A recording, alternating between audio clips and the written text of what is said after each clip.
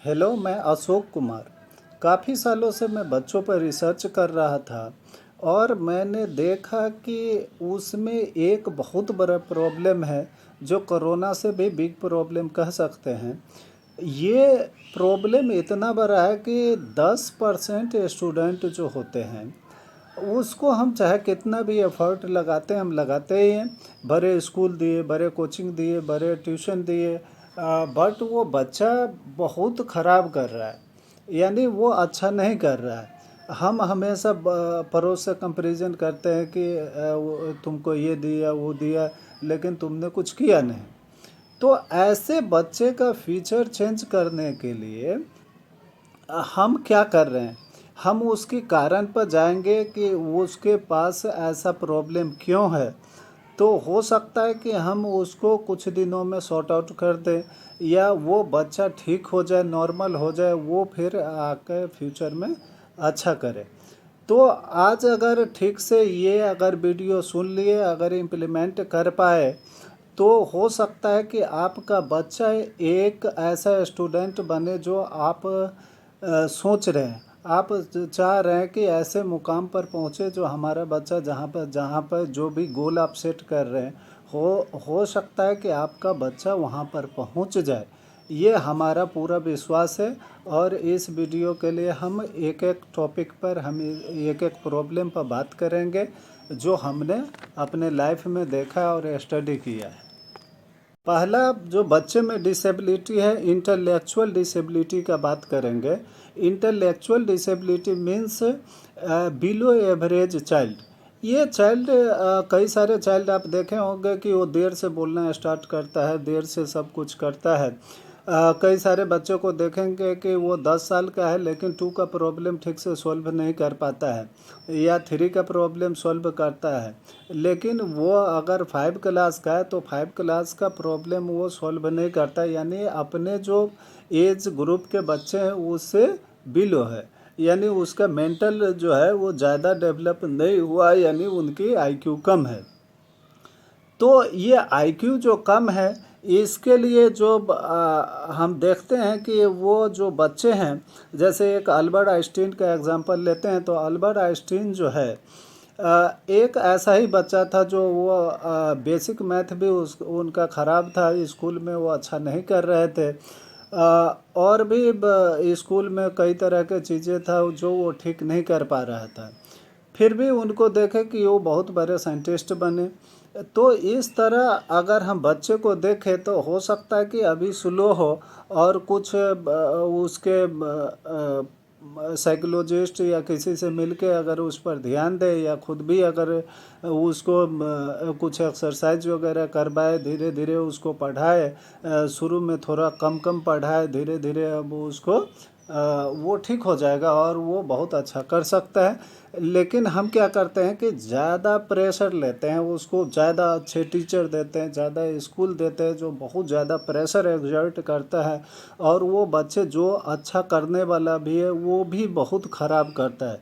जैसे तारे ज़मीन में आप देखे होंगे कि एक बच्चा जो होता है वो फ़ोटो अच्छा बनाता रहता है, लेकिन वो क्या होता है कि उस पर बाकी जो प्रेशर आता है तो फ़ोटो भी उसका अच्छा नहीं बनने लगता है। तो इस तरह से क्या होता है कि हम ज़्यादा प्रेशर देते हैं तो हमारे बच्चे जो है इस तरह से खराब होते हैं। दूसरा है न्यूरोलॉजिकल प्रॉब्लम।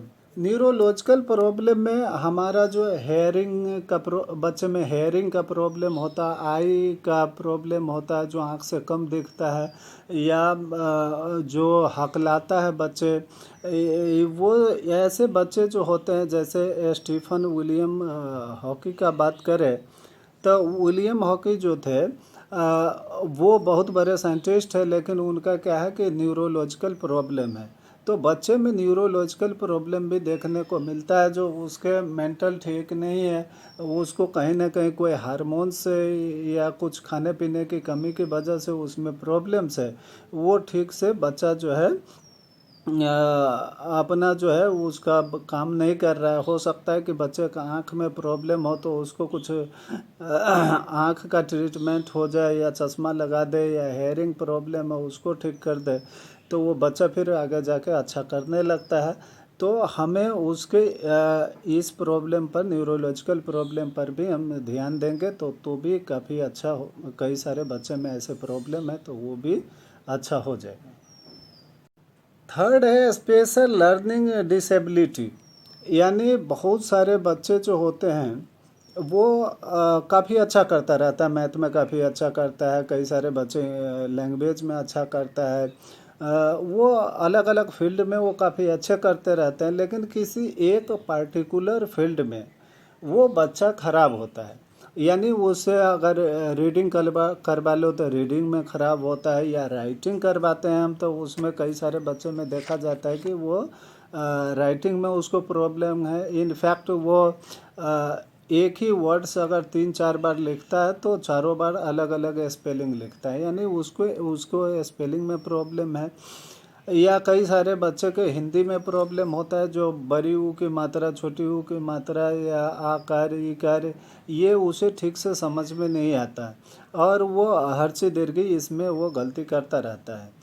तो इसलिए कई सारे बच्चे का हिंदी बहुत ख़राब होता है। अब इसमें कई सारे बच्चे को बेसिक बेसिक मैथ खराब होता है। माइनस कई बार वो प्लस समझ लेता है, माइनस को डिवाइड समझ लेता है, प्लस को मल्टीपल समझ लेता है। इस तरह का कुछ कन्फ्यूजन होता है, जिसकी वजह से वो हमेशा कुछ ना कुछ गलत बनाते रहता है। तो हम इसको क्या करते हैं कि जो स्कूल होता है, किसी पर्टिकुलर सब्जेक्ट में अगर नंबर नहीं लाया तो उसको क्या है कि उसे सारे सब्जेक्ट में पास करना होता है, नहीं तो उस पर बहुत ज़्यादा प्रेशर होता है। हम प्रेशराइज करते रहते हैं बच्चे को कि तुम ये नहीं अच्छा करता है, तो वो उस प्रेशर में क्या होता है कि वो बाकी सब्जेक्ट में भी अच्छा नहीं करता है। जबकि हमें ये करना चाहिए कि उस जो पार्टिकुलर प्रॉब्लम है उसको धीरे धीरे सॉल्व करे, और ना कि उसको इस तरह का प्रेशर दिया जाए। फोर्थ प्रॉब्लम जो बच्चे में देखने को मिलता है वो है ADHD प्रॉब्लम। ADHD प्रॉब्लम जो है अटेंशन से और जो है हाइपर एक्टिव डिसेबिलिटी है। ये प्रॉब्लम होता है बच्चे में, यानी कई सारे बच्चे बहुत ज़्यादा एक्टिव होते हैं। इनफैक्ट अगर उसको अभी हम देख रहे हैं कि ऑनलाइन क्लास भी बच्चे का चलता है, तो ऑनलाइन क्लास में क्या करता है कि जब उसका क्लास चलता रहता है तो उसी समय उसे पानी चाहिए, उसे खाना चाहिए, उसे बिस्किट चाहिए, वो सो जाएगा, लेटिंग जाएगा, यानी बहुत सारे वो ठीक से चेयर पर नहीं बैठेगा। कभी इधर कूद फांग रहा है, वो उधर क्लास चल रहा है, इधर म्यूजिक सुन रहा है। तो इस तरह वो कभी शांत नहीं रहता है, वो ज़्यादा एक्टिव रहता है, तो इसके वजह से उसका अटेंशन जो होता है उस पर्टिकुलर चीज़ों पर कम होता है। तो इस तरह का टेंशन का प्रॉब्लम होता है। कई बार स्कूल से भी कंप्लेन आता है कि बच्चे को जब कोई काम दिया जाता है तो वो ठीक से नहीं करता है, यानी वहाँ भी बेंच पर खड़े हो जाते हैं, वो पेंसिल को ऐसे ऐसे घुमाते रहता है, कुछ ना कुछ दूसरा एक्टिविटी करता है। तो मैडम पढ़ाती है तो उसको खड़े होकर बीच में कुछ क्वेश्चन पूछ लिया बिना मतलब का कि हमें बाथरूम जाना है, हमें ये करना है, कुछ अलग ही चीज़ें बात करता है। कई सारे बच्चे तो ऐसे होते हैं जो हम पूरी बात सुने बिना ही क्वेश्चन का जवाब दे देता है।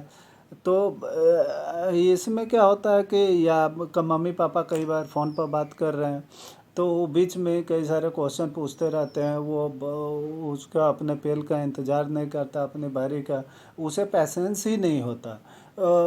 कई सारे बच्चे तो ऐसे होते हैं जो वो हमेशा भागते रहते हैं इधर उधर, वो तो पूरे दिन थकता ही नहीं है।